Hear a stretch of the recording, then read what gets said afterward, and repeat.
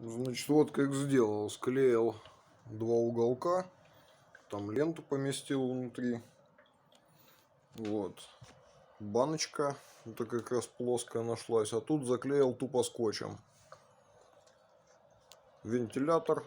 Вот дует туда внутрь. Вот. И все от розетки питается. Вот вентилятор, вот испаритель.